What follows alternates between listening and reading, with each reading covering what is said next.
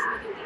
So ప్రస్తుతం వికలాంగులకు కూడా కాంగ్రెస్ మేనిఫెస్టో ఎప్పుడైతే కాంగ్రెస్ ప్రభుత్వం రానుందో అప్పుడు ఇచ్చిన మేనిఫెస్టోలో ఇచ్చిన హామీలను ఇంకా అమలు చేయలేదు అంటూ కూడా ఇక్కడ మనకు వికలాంగులు ఉన్నారు. సో వారి సమస్యలు ఏంటో వారి మాటలు తెలుసుకుందాం.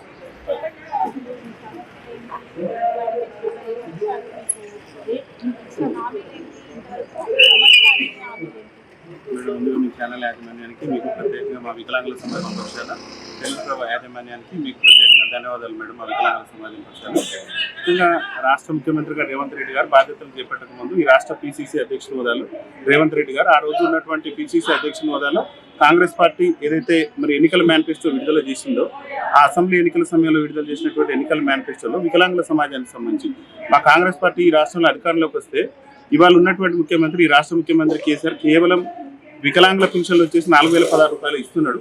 మేము ఎప్పుడైతే అధికారంలోకి వస్తామో అదే నెల నుంచి పెన్షన్ మొత్తాన్ని కూడా 6,000 రూపాయలు చేస్తాం. మీరు ఈ ఒక్క నెల మాత్రమే కేసీఆర్ ఇచ్చే 4,016 తీసుకుంటారు. కానీ మేము అధికారంలోకి వచ్చిన అంటే మాత్రం వచ్చే నెల నుంచి మీరు అందరూ కూడా 6,000 రూపాయల పెన్షన్ తీసుకుంటారు. అదేవిధంగా మా కాంగ్రెస్ పార్టీ అధికారంలోకి వస్తే ఇలా కేసీఆర్ ప్రభుత్వంలో మీరు 50% రాయితీతో ప్రయాణం చేస్తున్నారు బస్సులలో. కానీ మా కాంగ్రెస్ పార్టీ అధికారంలోకి వస్తే ఈ రాష్ట్రంలో 100% రాయితీతో ఉచిత ప్రయాణ సౌకర్యం కల్పిస్తాం. అదేవిధంగా ఈ రాష్ట్రంలో వికలాంగుల అట్రాసిటీ చట్టాన్ని సమర్థవంతంగా అమలు చేస్తాం. కేంద్ర ప్రభుత్వం ఏదైతే వికలాంగుల రక్షణ కోసం మరి 2016లో తీసుకొచ్చినటువంటి వికలాంగుల అట్రాసిటీ చట్టం ఏదైతే ఉందో ఆ చట్టాన్ని కూడా ఈ రాష్ట్రంలో సమర్థవంతంగా అమలు చేస్తాం అని చెప్పేసి కూడా వాళ్ళు ఎన్నికల మేనిఫెస్టోలో పెట్టారు. అదేవిధంగా వికలాంగుల విద్యార్థులు కూడా తెలంగాణ రాష్ట్ర ఉద్యమం జరిగినప్పుడు కూడా మా వికలాంగుల సమాజం వైకల్యం సైతం కూడా లెక్క చేయకుండా ఎన్నో కష్ట నష్టాలు పడి తెలంగాణ రాష్ట్రం వస్తే మా బతుకులు కూడా బాగుపడితే మాకు కూడా ఉద్యోగ అవకాశాలు వస్తాయి, ఉపాధి అవకాశాలు వస్తాయి అని చెప్పేసి ఆ రోజు సకలాంగులతో సమానంగా వికలాంగుల సమాజం కూడా తెలంగాణ రాష్ట్ర ఉద్యమంలో పాల్గొన్నాం. మేము ఉద్యమంలో పాల్గొన్న సందర్భంలో వాళ్ళు కాంగ్రెస్ పార్టీ ఎన్నికల మేనిఫెస్టోలో ఏం పెట్టిందనంటే వికలాంగుల బ్యాక్లాగ్ ఉద్యోగాలు తెలంగాణ రాష్ట్రం వచ్చిన దగ్గర నుంచి నేటి వరకు కూడా బ్యాక్లాగ్ ఉద్యోగాల నియామకాలు జరగలేదు మేడం. మేము బ్యాక్లాగ్ ఉద్యోగాలు భర్తీ చేస్తామని చెప్పేసి కూడా ఎన్నికల మేనిఫెస్టోలో కాంగ్రెస్ పార్టీ పెట్టింది. కానీ నేటి వరకు కూడా బ్యాక్లాగ్ ఉద్యోగాలు నోటిఫికేషన్ ఇవ్వలేదు. అదేవిధంగా రాష్ట్రంలో వికలాంగుల సంక్షేమ శాఖను గతంలో ఉమ్మడి ఆంధ్రప్రదేశ్ ఉన్నప్పుడు వికలాంగుల సంక్షేమ శాఖ అనేది ఒక ప్రత్యేకమైనటువంటి శాఖ ఉండేది. దానికి ఏది కావాలన్నా అధికారాలు కావాలన్నా బడ్జెట్ కావాలన్నా కానీ మాకు స్వతంత్ర ప్రతిపత్తి ఉండేది. కానీ గత ప్రభుత్వం ఏం చేసిందంటే దాన్ని తీసుకుపోయి మహిళా శిశు సంక్షేమ శాఖలో కలిపి ఆ మహిళా శిశు సంక్షేమ శాఖలో కలిపినటువంటి శాఖని మేము ఎప్పుడైతే అధికారంలోకి వస్తామో అధికారంలోకి వచ్చిన తర్వాత వికలాంగుల సంక్షేమ శాఖను ప్రత్యేక శాఖగా గుర్తిస్తామని చెప్పేసి కాంగ్రెస్ పార్టీ ఎన్నికల మేనిఫెస్టోలో ఈ 5 హామీలు మాత్రం మాకు ఇచ్చారు మేడం.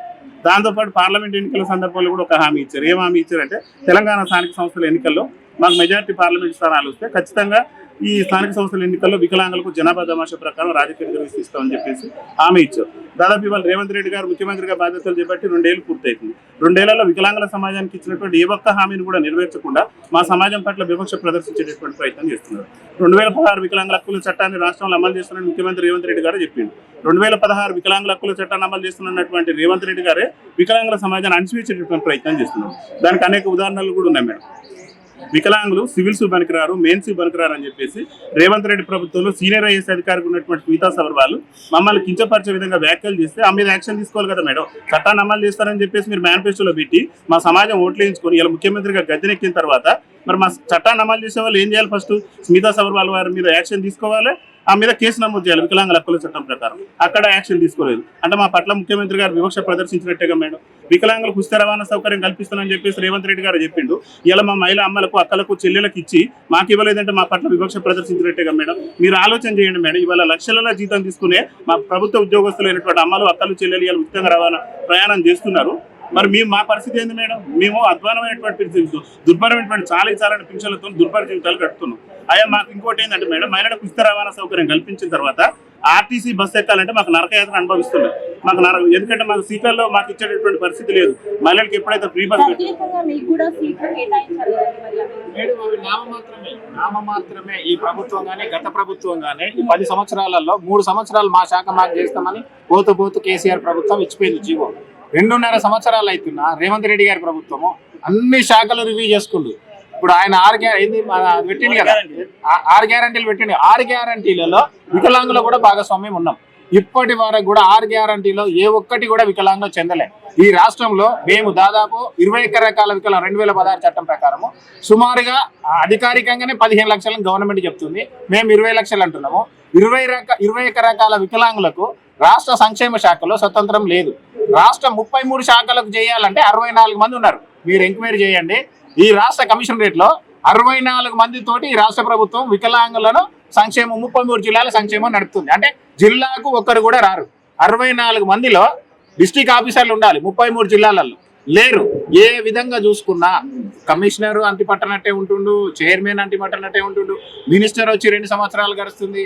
ఏమైందంటే మామ మీకు జీవోలు ఉన్నాయి, ఇంప్లిమెంటేషన్ చేస్తాం, బడ్జెట్ లేదు. వికలాంగుల కార్పొరేషన్ ఎందుకు పనిచేస్తుంది? వికలాంగులు తెలంగాణ వచ్చినాక ఈ రాష్ట్ర ప్రభుత్వాలు మనిషి మారింది కానీ సీటు మారలే.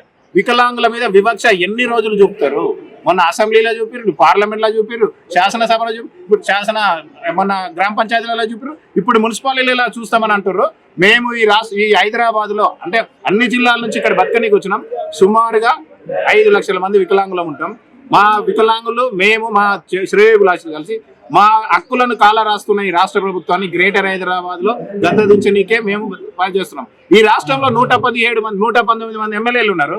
ఒక్కరు కూడా అసెంబ్లీలో వికలాంగులకు, ఇదే ముఖ్యమంత్రి గారు ఒక్కసారి కూడా వికలాంగుల సంక్షేమం రివ్యూ చేయలే. అన్ని శాఖలు చేసిండు. 60 శాఖలలో 59 చేసిండు. వికలాంగుల సంక్షేమ శాఖను ఒక్క రోజు కూడా ఆయన. ఏ పోలీస్ స్టేషన్ వికలాంగుల వివక్ష? ఎవరు? హోమ్ మినిస్టర్ ఎవరయ్యా? సీఎంఏ. మరి సీఎం ఎందుకు మా చట్టాన్ని కాల రాస్తున్నాడు? ఆయన మీద మేము ఎవరికి చెప్పాలా? కల్వనీకి టైం ఉండదు, సంక్షేమానికి టైం ఉండదు. ఏమన్నా కేసులు పెడితే పోలీసు వాళ్ళు పట్టించుకోవట్లేదు. వికలాంగులను మానసికంగా, ఆర్థికంగా, ఫ్యామిలీ కానీ బయట కానీ పోలీస్ స్టేషన్ లో ఒక చీమ లెక్క చూస్తురండి. ఒక 4 పోలీస్ స్టేషన్లు పోయినా, కీసర పోయినా, బాలాజీ నగర్ పోయినా, గట్కేసర్ పోయినా, భువనగిరి పోయినా, కొన్ని పోలీస్ స్టేషన్లలో వికలాంగులను వివక్ష అయితే మీ చట్టం ఉంటే ఏంది మరి? ఆ రాజకీయ కంప్లైంట్ చేయడానికి పోతే కూడా తీసుకోవట్లేదు. వికలాంగుల ఇప్పుడు మామూలు ఒక వికలాంగ వేరే అబ్బాయి కొట్టిండు, ఏదో ఫ్యామిలీ పంచాయతీ వచ్చింది, పాలెల పంచాయతీ వచ్చింది, వాళ్ళని కొట్టి ఎల్లగొట్టి ఆస్తి ప్రాపర్టీలు కూడా గుంజుకోనికి కూడా ఈ చట్టం వాళ్ళకి దోహదపడుతుంది. రాజకీయ నాయకులు కూడా వాడు మంచిగుంటాడు కదా, వాడు పోయి ఆ రాజకీయ నాయకుడిని కలుస్తాడు, మాట్లాడతాడు, ఆ పోలీసులకు డబ్బులు ఇచ్చి మేనేజ్ చేస్తాడు. మా కేసు మా ఏముంది ఆయన తన పేపర్లు ఉన్నాయి కదా, వాడు దొంగతనంగా కూడా రిజిస్ట్రేషన్ చేసుకొని కూడా మా భూమిని హక్కు గుంజుకొని కూడా కేసుల పాలైనా కానీ కోర్టులు కూడా వివక్షనే. చూస్తున్నాం, లీగల్గా ఉన్నాయి కదమ్మా, కోర్టు వస్తూ చూస్తున్నాం. మెయిన్ గా ముఖ్యమంత్రి గారికి చెప్పేది ఒకటే అమ్మా, మీ ఛానల్ తరఫున ఈ రాష్ట్రంలో ఎవరన్నా అన్యాయం చేసిరంటే ఈ రాష్ట్ర ముఖ్యమంత్రినే మాకు బాధ్యత. ఆయనే కదా. మా వికలాంగుల జాతికి అన్యాయం జరిగింది అంటే ముఖ్యమంత్రి గారే పూర్తి బాధ్యత వహించాలి.